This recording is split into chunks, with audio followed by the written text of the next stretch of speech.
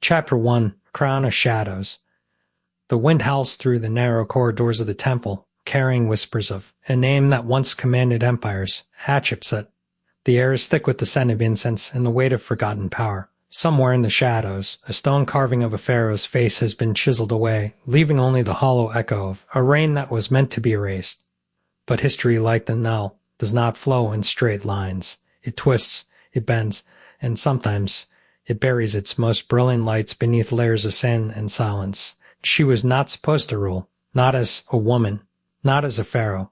But when the throne of Egypt stood empty, when the gods seemed to whisper her name, Hatshepsut did what no queen had done before she crowned herself. The crown was heavy, not just in gold and lapis, but in the weight of defiance. The priests murmured, the nobles hesitated, the people watched, unsure if this was the dawn of a new year or the first step toward chaos.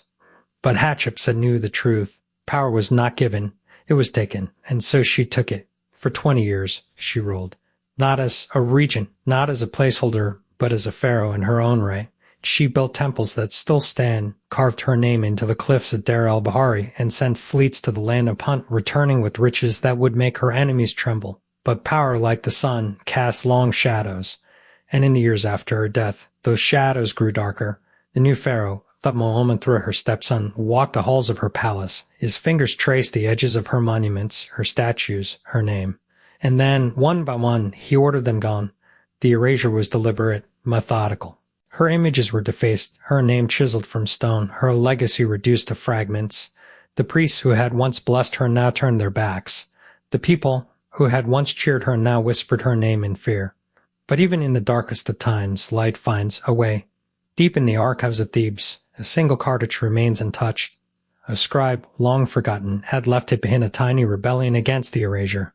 And centuries later, in the dusty corners of museums and the quiet halls of academia, scholars would piece together the truth. Hatshepsut did not vanish. She was hidden. And now the shadows are lifting. The story of the last queen of the Nile is not one of defeat. It is a story of resilience, of a woman who dared to rule, who dared to be remembered, and who, even in the face of oblivion, refused to fade away. But this is only the beginning. The crown of shadows still waits.